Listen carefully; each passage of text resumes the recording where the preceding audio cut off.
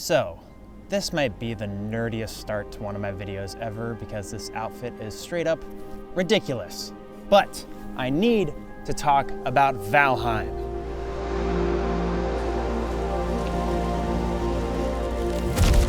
Man, that wind cue could not have been more perfect. Okay, look, this isn't like a weird video that's in honor of like the Minecraft movie just releasing, although that is big gamer news. If you guys have been fans of my channel for a very long time, you might know that my 5th video ever on this channel was a Valheim video. The video was called Valheim, Do I Still Need Real Life? And generally the answer is no. If you haven't played this game before, I can bet money that if you start playing it, there are high chances you're gonna spend every waking moment playing this game and getting sucked into this Viking world. It's arguably the best indie game I've ever played. You look at that? That's a little lacrosse move I take from high school back when I was a complete douche. It's arguably the best indie game I've ever played, arguably because Risk of Rain 2 kind of takes that seat since I have over 700 hours in that game, but it was recently acquired by Gearbox, who messed up the meta of the game and added pretty scuffed up DLC, and is now trying to make microtransaction-filled mobile games with the IP. This is the first time that Risk of Rain is venturing into mobile, and so I'm expecting some pretty Christmas-light pew-pew action. I love business. Just kidding. But let's catch up anybody that's new to the... Wait, hang on one second. I have got to say, major spoiler alert here, fellas, okay? Valheim is one of my favorite games I've ever played in my entire life. I'm talking Skyrim level. It was a major milestone moment in my gaming career when I realized how powerful indie games could become. Seriously, don't watch most of this video. I'll give spoiler warnings, but don't watch most of this video if you haven't played Valheim for the first time. Play it for yourself and play it with a few friends. You will have the time of your lives. Maybe you don't like survival games and you hate it, but I didn't like most survival games and I loved it. Seriously though, don't watch this video, please. If you have an experience for the first time, just stop it right here. Go, leave. Anyway, let's talk about Valheim. Frickety frick. All right, here we go. Oh my gosh, this is disgusting, but this is for a YouTube video. I'm 29, I just turned 29. So I wanted to talk about Valheim. Yes, these are blue shoes, because I haven't played the game in a long time, and the game came out almost 4 years ago now. Valheim is a third-person survival game where you play as a fallen Viking trying to reach the halls of Valhalla by slaying the sworn enemies of Odin himself. That's more of a lore answer. The game is about surviving, fighting, building, upgrading your gear, and most importantly, exploring. You'll explore a vast, procedurally generated world full of different biomes and mysterious creatures. You'll travel by land and sea, and briefly at the start of a game, Lightning Hawk. Now I will say, I don't love Valheim being described as a survival game. It's not like a typical survival game that you would experience nowadays that has like 9 different crazy stats to keep track of, all of which you're low on at all times. The building system isn't just making your house out of these giant, perfectly shaped squares that look really weird in the environment. And you don't level up by going through a huge tech tree, which I feel like I've experienced in the last 5 survival games I've done, all of which start with making a stone axe and then end up making like a computer out of like wheat and jelly later on. And no offense to anybody that likes those games. If you like it, great, more power to you. I just feel like in my case, they've had their time in the sun and I'm ready to play something a little simpler. Now in my first video about Valheim, I say that the game was made by 5 people, and that's like technically correct by launch time, but it is really interesting to know that Valheim, like the main base game, was actually made by basically one guy, Richard Svensson, starting all the way back in 2017, just kind of hammering out the game by himself. What's even crazier is that this game didn't have a subtle launch. When it launched, it was a smashing success. In the first week alone, they sold 1 million copies. Not generated $1 million, they sold 1,000,000 $20 copies. I mean, maybe there's some discount codes and some free code sign up, but whatever. And in the first month, they had sold 5 million copies. It was even added to Steam's list of top concurrently played games of all time. And by late 2023, given this is a lot more time and the team had grown at this point, they had sold over 12 million copies. 12 million copies at $20 a pop is $240 million, generated from a Unity game made by one guy for the first few years. $240 million minus all the discounts and sales, and then you have the publisher's take and the Unity's take, and then Steam's take. I mean, just, you know, all those business cuts that make sure the developer gets as little money as possible. You're looking at more of like 80 to $100 million, I would say. I think it also goes to show that games that are just sold at one price without, you know, filled with microtransactions and honestly at $20 a pop can make plenty of money. I'm looking at you, Nintendo Switch 2, trying to sell $90 games after they just raised the price of $70. Why do you guys live so freaking far up your own ass. But anyway, I just think it's fascinating that a game that gets this big and this much success can be generated by just one of us with today's technology. Little shameless plug real quick. Me and Nick are actually teaching you how to make a 3D adventure game over on Playable Workshop. The first part of the tutorial was just released, with the second one well on its way. That should be out here very soon. Thanks for all the positive feedback on that. I can't wait for the whole thing to be released. But anyway, let's get back to talking about Valheim. Like I said earlier, the last time I played Valheim, I got to the mountain biome and I went through most of it. Got killed by a giant iron golem or rock golem, whatever they're called. He exploded my body into a million pieces. Oh my gosh. But in order to summon the mountain boss, you need to collect dragon eggs, which back in the day, I don't know what the deal was, if they had just a way harder spawn drop, but I sailed across the entire world trying, come on baby, trying to find one dang egg I could crack open to summon the Dragon Lord. That is a dragon, it's not like a guy. So since then, Valheim has been updated pretty majorly, and it took a minute to get those updates out, but I'm talking about Mistlands and the Harrowing Ashlands updates. Both of these updates bring new, huge, mysterious, and difficult locations to go to and explore. I somehow have avoided for years what they look like and what's inside them. There's a bunch of biomes that you technically complete in a row to get to the end game. You start with the meadows, then there's the Black Forest, then there's the swamp, then there's the mountain, then you go to the plains, and then you get into the new content of the Mistlands, and then once you complete that, you head down south to the Ashlands. So this time around, I started with 4 friends. 2 of them almost immediately quit after the first night, not because they don't like Valheim, just because Valheim takes a lot of time to get into. You really need a free weekend to get started. So that left me and Spencer, also known as Humor, to mainly play with, and he was my kind of partner in crime for this adventure into slaying Odin's sworn enemies. Okay, here we go. I'm gonna jump down now, and don't kill me. Oh! I made such a dumb sound when I landed right there. It didn't hurt that much, but I was a little scared that I would, like when you swing a baseball bat and you hit something and it kind of tingles your hands. That's how it felt in my feet. That's why I made that sound. I'm sorry. By the way, I apologize in advance for how I look, not just right now, but in my game recordings, I look like absolute garbage. But that's kind of what happens when you get addicted to a video game again. If you're new, you might have a slower, more distracted start where you're hypnotized by the beautiful art style of Valheim. That's kind of a PS1 RuneScape, low resolution plus cool lighting effects art style. I think the fact that it's a third-person game and it has a unique art style like this really does make it stand out compared to the other survival games in the genre. I think a new player to the game will spend an extra minute looking at the sunset or wondering what the hell that sound is. Turns out it's a deer. I cannot believe they sound that hideous. On top of that, it has a fantastic atmosphere, and the music of each place, it can be so calming or so terrifying and dangerous feeling and cold. The way the game makes you feel cold is so great. And then the game also has great random physics stuff, like when you cut down trees, which in a lot of other survival games, you just hit it and it instantly gets into your inventory. This one, you can cut down trees, they can knock down other trees, and better yet, they might be able to kill one of your friends, and we all have a good laugh about it. It's funny getting back into the game. I didn't realize how fast you get to the building stage of making your own home. Pretty much instantly, we all turned into orcs just cutting down Fangorn Forest, eliminating all of the trees around our area to build our homes. And it does take a lot of wood, but luckily, Valheim has such a great, intricate, yet user-friendly, I'm not saying they have the best user interface, but they have a great building system that's not too complicated, and it has some rules that make it really fun and makes you really get creative with those restrictions, building your dream home, even with just the starting supplies of just basic wood. Something that I feel like Valheim does great, that I feel like a lot of survival games fail at, is the ability to occupy space effectively in your home. An example of this kind of failing is you ever play Minecraft and build a huge giant castle for you and your friends, but you use one room that has 6 blocks worth of the essential equipment to make everything? In Valheim, you have a queen-size bed with different types of rugs and lighting and chests that you can put into a room. Then you can make a whole nother room that's just your workstation with a workbench and a forge and all the upgrades that you have to attach to it. And for some reason, it kind of gets annoying where you can and can't place them, but whatever, it's fine. Home building is one of the many things that you can do in Valheim that just leads to such a calming, nice, ambient environment, especially in the meadows where you have that nice, peaceful music playing with no real threats coming at you unless you get invaded. You can also spend time fishing, you can spend time farming, butchering. Valheim can be such a great game to clear your head. A lot like how you would clear your head with the sponsor of today's video, BetterHelp.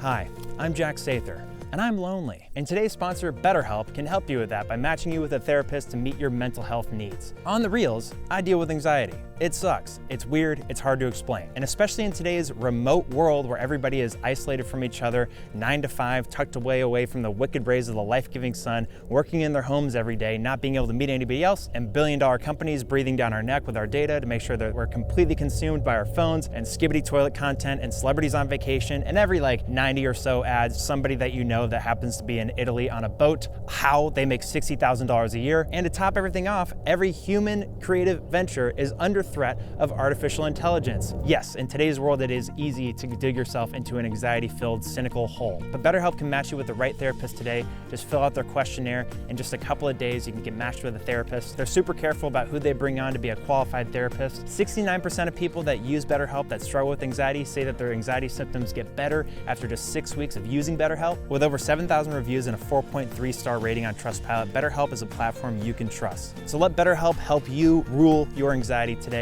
by using my link in the description or going to betterhelp.com/jacksather and get 10% off your first month of therapy. There's a lot of venting at the beginning of this. That feels a lot like how my therapy sessions go. Thanks BetterHelp for sponsoring this video. Now, back to the video. Once me and Spencer finished building our houses, we were able to do whatever we wanted to next, which was gathering resources and hunting in the meadows. And this is what I love about Valheim, is that it can naturally kind of nudge you in a direction, but at the end of the day, you can kind of set your own pace and do whatever you want. There's no like over-cumbersome quest line thing that says like you have to go hunt these exact 2 deer to cook this exact recipe. If I'm hungry, I'll make the food. If I want to wear pants, I'll make the pants. But guess what? I'm not wearing pants until I kill a troll. I think this scene would be a lot funnier if I like wasn't wearing pants right now, but I'm in a public park, so I'm not gonna do that. I also appreciate that the primal stage of the game does not last long at all. You become a civilized homeowner real fast. You build what's necessary. There's always something to do in Valheim. Nothing told me to go make a spear. I just knew I needed to make one when I saw how elusive the deer were in this game. I needed to throw something at them. This kind of pacing lasts through the entire game. Do you want to take it slow and experience everything a biome has to offer and gather all of its resources? Or do you want to just go balls to the wall and skip half of it and try to kill bone mass with a flint spear? The amount of times that we wanted to spend in the meadows was up to us until we felt like we were brave and secure enough to go to the creepy forest, the Black Forest, where the scary violin would play every time we got near it. I avoided that for a while my first time playing the game. This time around, I knew that it's just a bunch of stupid greylings that I could just go massacre even with a flint spear, but I did also want to still avoid the trolls. Something I brought up in my old Valheim video, I'm talking old Jack Sather, not the brand new Jack Sather, the cockroach in his room Jack Sather. Giant troll gonna be waiting there. Oh my, look at this giant cockroach right there. Oh my gosh. Oh my gosh, that's the biggest thing I've seen in my life. Holy shit! Was that Valheim just executes the sense of wonder in a game so well. This started with the reveal of trolls in the game. I had no idea they were gonna be in the game. And of course, I immediately got squashed like a bug by them.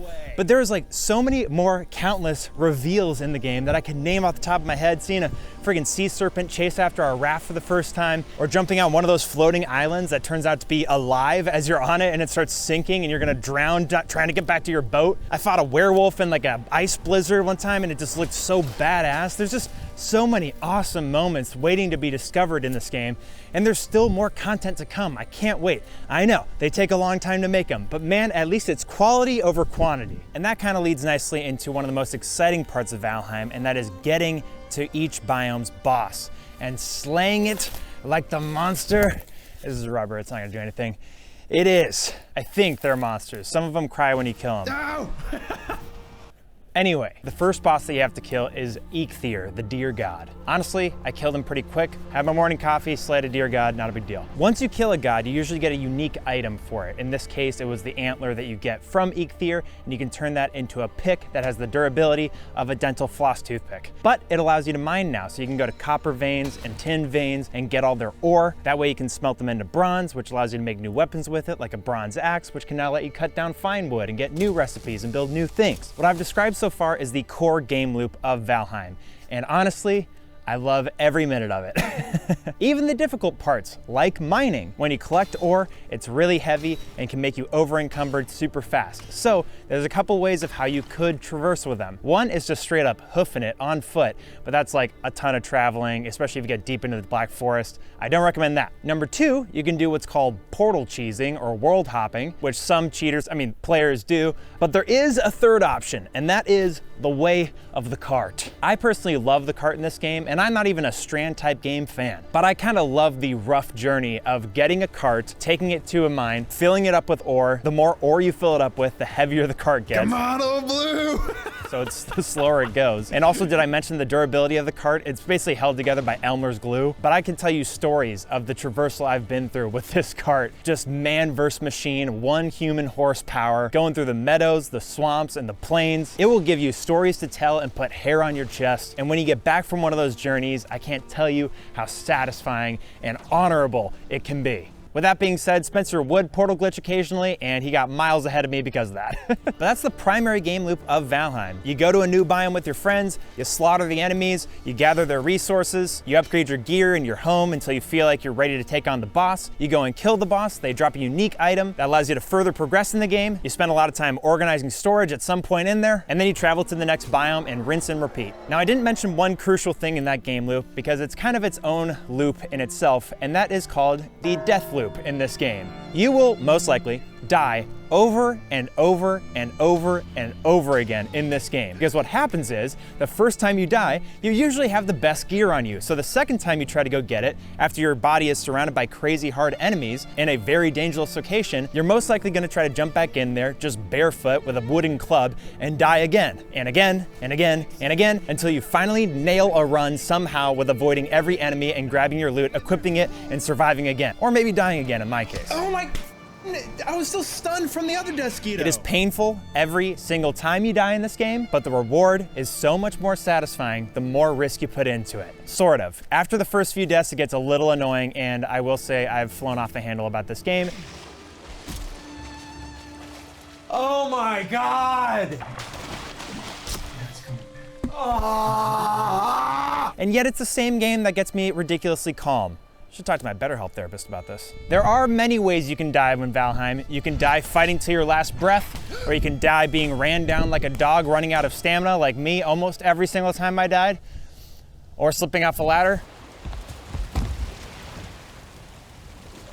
But usually it involves combat. Now, combat in Valheim, pretty sick, is good. It's great for a game like this. It's not exactly Dark Souls, but the game does have dodge rolling, parrying, blocking. The parry window is good. The parry sound is very satisfying, especially with the damage that you do after parrying someone. There's plenty of different weapons to build and upgrade, and you can also level up your skill on that weapon type. And with a bunch of friends, it's kind of fun to decide who's gonna be the tank with the shield, who's gonna be our polearm guy, who's gonna be our ranger. Something that me and Spencer argued about quite a bit was if Valheim is easy or a hard game. And I think the answer kind of boils down to it's easy if you're prepared and brutal if you're not. There's times where we had full-blown battles with the fueling villages. It was awesome. But we could only do that until we were prepared with a bone mass god power and with the right armor and gear and food items that we ate. If we did that with the gear that we collected from the meadows and Black Forest, we would have gotten our heads cut off. Briefly at the beginning of the video, I mentioned that the world is procedurally generated, which kind of means like randomly generated. And me and Spencer got really lucky with our seed. Our starting island had almost every single biome attached to it, including Mistlands. I know this because one day I went on a long sailing trip all the way around our island, and we put together that we could basically run to the Mistlands from the meadows. While I was sailing, I saw the Mistlands for the very first time, just the outskirts of it, and it looked so cool. While sailing, you can have some of the most beautiful shots, which by the way, I figured out that you can hide the UI with Control F3 a little late in the game, so only some of my footage has the good looking no UI shots. But experiencing the weather and the day and night cycle while sailing is just beautiful. Battling huge storms and waves, but even just the calming times or the mysterious eerie ones where there's just flat water and you're going 1 mile an hour into some thick fog, and you'll probably end up running into an island. It beautifully taps into that Viking exploration gene. During that trip, I also found and selected my next spot for a house I was gonna build, because once you finish the meadows and Black Forest, you kind of do want to move closer closer to where a plains or a swamp biome is. Luckily, I found a spot in the meadows,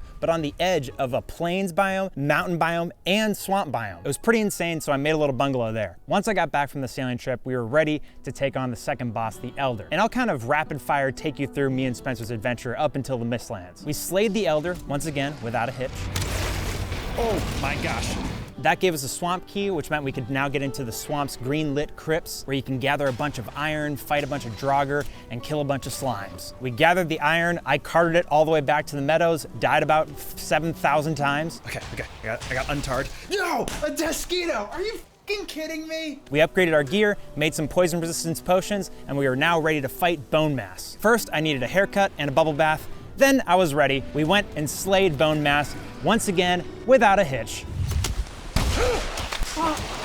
Once we got his watering stick-like item, the wishbone, to find silver, we almost immediately headed up the first mountain we could see that was closest to my beach bungalow. We ran up the mountain where we could see ice drakes floating above us, and once we got to the top, there was also another rock golem waiting for us where he exploded my body into 1,000 pieces. Once I got my body back, we found a silver vein, got all the silver that we needed, and went home. This is where I can make my Breath of the Wild-like armor that would keep me warm in cold places. One of my favorite biomes is the mountains, but they are kind of small, and this is what also gets me really excited for the newest update that's coming, the Deep North. I really love my time in the snow and the blizzards in this Viking game. Even though I had been to the mountains in the past, remember I had not killed the dragon boss before that was there, and I had also not even gone into any of the caves. And this was really interesting to me, finding out that a bunch of werewolf wizards were in there. And once we did a couple of those, Spencer told me about a new thing that is kind of these like challenge dungeons the game has that are a special dungeon where all the enemies are 1 star, and at the end there's a cool unique boss you can fight and kill for a special treasure chest reward that I think is used to get new special clothes. Something really funny is the last time I played the game,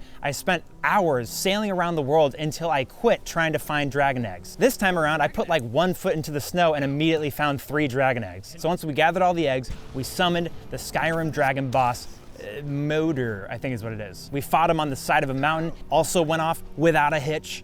I think actually this time, did I die? And once we slayed her and cut her head off, she cried like a little baby. We got her tier that can make artisan crafting tables, which allows us to smelt the black metal that you get from fueling goblins. What's really cool is after we killed the dragon, pretty much everything else that comes after this point was new to me. So first we went into the plains and Spencer brought me to a giant tower in the middle of it, which we had to climb. And of course, that part went off without a hitch. Are you kidding me? And as you climbed it, you could hear in the walls about, I don't know, 300 fuelings stacked all the way up. So once we got to the top, we made our way down, killing all the fuelings and getting all the way down to the very bottom where there was a boss of a berserker with a shaman. And then something awesome happened. We had a friend, Sam, who was playing single player and just so happened to be at like the exact same part as us, jump in and join us for the plains boss fight, which was Yagluth, this giant amputated skeleton god. We slayed him again without a hitch. Oh, speaking of, I haven't used the park one. Oh, is that gonna kill me? Guy just died. Don't kill him before I come back. Which gave us a torn spirit that was able to craft what we'd need to go to the Mistlands. Once I got home, I placed the wisp fountain, which attracts these little fairy-like blue wisps that fly towards it, and you can capture them and make a wisp light out of them that brings out a ball kind of like Navi that follows you along and should clear out the mist. Does it do a great job at this? Not really, but that's okay. Once we had our wisp lights, we were ready to sail to the Mistlands. This time we weren't gonna go to the ones attached to our island because it was really skinny, so we headed out to a much larger one. We would have to travel by sea and land here, and it was kind of a fun moment here to run through things like the Black Forest and just absolutely slay any like troll that came in our way, kind of showing how powerful you become through your Valheim journey. We ran through some forests and eventually reached a clearing where you saw a giant smoke wall. It felt like something you'd see in like War of the Worlds. The Mistlands from the outside looked so intimidating and ominous. Once we got close, we could see creatures kind of jump in and out like a little rabbit. I want to call out something kind of cool that Valheim does that I feel like doesn't get much attention. It kind of flips some more ordinary things you'd see in games on its head. For instance, chickens in Minecraft are like the first thing you kill. Finding a chicken egg in Valheim, you're now a rich man and can make some of the best recipes in the game. That goes same with rabbits. Rabbits in survival games are typically one of the first things you can kill to get meat. Rabbits in Valheim don't show up until the Mistlands, and they're kind of dodgy and hard to shoot, but they give a great scale hide. My last example is the Fuelings. When you fight the Fuelings, they're basically just like little goblins, but they can really pack a punch, surprisingly, compared to something like Oblivion, where the first thing you fight are goblins. I know it's small, but I think it's a cool little thing that brings freshness to something that's really familiar. Holy cow, it just got super dark. Man, this is like what happens next in the freaking Mistlands, which is a seeker jumps out of the smoke and rips my head off. Oh my gosh. There's actually parts of the Mistlands that dissipate and you can kind of see what beautiful landscape you're in. And I like the aspect of the mist, but it's kind of like a beautiful area. I kind of wish you could turn it on and off. I know that there's mods for it. It's kind of like an ancient jungle with giant cliffs, and it's kind of a graveyard too of these giant ancient demigods. And there's not just new enemies inside of the mist, there's new allies as well. Stumbling across my first dwarf, I got a freaking jump scare. What the heck are you? I will say from here on out, the game gets progressively difficult. There was a 2-star seeker that made my life a living hell. Because guess what? The enemies can fly now. Take all, take all.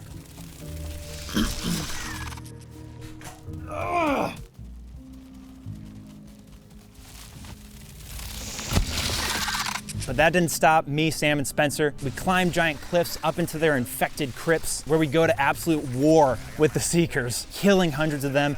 I'm not gonna lie, it didn't go off without a hitch. We died a lot. And even, I'm ashamed to say, at one point, we even had to turn on the dwarfs and slaughtered a whole village of them. We had to do that to get a dwarven extractor. By the way, it's not dwarf, it's like Vegner or something like that. I'm just gonna say dwarven though, because I'm gonna pronounce it wrong. Along with like 90 other words in this game. We would attach these extractors to ancient roots and get their sap that we then turn into refined E-tier, I think is what it's called, which allowed us to create some of the best gear in the game. We're talking glowing weapons, people. Even though my crystal axe kind of glowed already, and so did my bow. I'm gonna come clean right now. There was some cheating, portal cheesing going on right here, and maybe even spawning in a couple of items to be able to be prepared to get into the Ashlands because I was running out of time to make this video, okay? I'm sorry. It's funny that I considered doing a hardcore playthrough. Oh my gosh, I'm so glad I didn't because this video wouldn't be able to come out for the next like 3 years. With our new gear equipped, we were pretty much ready to go fight the boss of the Mistlands, the Queen they call her. But I had one question on my mind that I never had answered. What is at the edge of the world? If you don't know, Valheim's world, the 10th world, is a giant circle. And you guys know me, I'm a devout flat earther. No, I'm just kidding. But I needed to know what happens if I sail all the way out to the edge. Would I just fall right off of it? So I went on a solo sailing adventure, experienced weather I had never seen before, pink lightning in the sky. What the heck is going on here? The waves became massive before, I fell off the edge of the world and lost all my gear permanently. But we had our answer. The world is flat. Praise Odin. With my questions answered, I think I was ready to fight the queen boss in the Mistlands. And once we got to her location, I will say it is one of the coolest outside layers of a boss, especially for a procedurally generated world, just this giant spire in the Mistlands. We had the shards we needed to open the door, opened it up, walked in, and Spencer immediately died. So we walked back out, set a teleporter down, got her health back, and then went in again, and we fought the queen. She is absolutely awesome. One of the most terrifying giant bosses. Looks so good with the art style of Valheim. It was a long boss fight, but eventually we slayed her without a hitch. Oh my gosh, no, no. We traveled back home, upgraded our gear. This is where we discovered that magic was in the game. Now we could have like a protective barrier or summon skeletons. We could shoot frost and fire. Pretty neat stuff. Just needed to be on some shrooms. But there was one more thing that we needed before going to the Ashlands. We were gonna need a bigger boat. We set sail the next day and it felt like we were sailing for days. In reality, it was probably like 26 minutes or something. And one day, the sea beneath us turned blood red. What an awesome visual foreshadow into the hell we were about to enter. The next thing we were greeted with was spikes shooting out from the sea and vicious vultures attacking us. Luckily, we had our magical protective barriers on, but we ended up just going through this labyrinth of rocky spikes everywhere with no land in sight. But eventually, what seemed like out of the blue, there was land. And we immediately zigzagged over to it and made a beachhead. And instantly, it was like we were in Saving Private Ryan. There were dwarfs there just fighting skeletons I had never seen before. Vultures were swooping down, killing people. There was fire everywhere. There were giant skeletons with two-handed swords and steel helmets. And just when I thought it couldn't get more hectic, a freaking Dark Souls boss just rolls through the whole place. Fought him without a hitch. Just kidding, I died immediately. The Ashlands is a punishing, hellish place, but I thoroughly enjoyed the challenge it brought. For a time. Until I started dying way more than I have in any other biome. It was extremely challenging, and honestly, I'm like trying to get this video done, so I was like, how can I just make this process faster? So I suck, and I resorted to cheating a little bit and building a whole castle in there. But the cheating didn't even work, dude. I spent like 3 or 4 hours building this safe haven inside the Ashlands, and when I logged in the next morning, going back to fair play, They destroyed it in minutes. So, I quit. For time purposes. I wish I could spend more time in the Ashlands, but at the same time, I have heard criticisms of Ashlands being way too grindy and punishing, and I could definitely see their reasons. Hopefully you guys are merciful when it comes to actually not finishing the Ashlands, but the Nintendo Switch 2 just came out and I was in the middle of this video and I was like, I want to do a video on that now, and I couldn't. I will say, although challenging, Ashlands was a really cool surprise, showing you just how hard they can make their endgame. That being said, the endgame is still incomplete. Valheim has one major update left, the Deep North. Once the Deep North is released, they say that Valheim will exit early access and become Valheim 1.0, a real full game. And I'll just say this, especially with the freaking Nintendo stuff $90 crap, this game's $20 and I've spent hundreds of hours in it and I could spend hundreds more in it. And the golden hearts of indie game developers just asked for 20 bucks. I really just wanted to make this video as a love letter to Iron Gate Studios for making one of the best indie games ever made. It still is, and it all started with one guy messing around in Unity, trying to make his own game that he would want to play. Speaking of, I'll throw in one more shameless plug again to Playable Workshop. If you guys want to learn how to make your own games, go check out our channel. We just released part 1, part 2 is on the way. I hope you guys will be inspired and educated to be able to make your own Valheim someday. Thank you for watching my video, and thank you to the Patreon members that support me. And with that, may Odin bless you, and I'll see you guys on the next one. Gosh, that is the nerdiest way to end this video, but that's what a nerd does.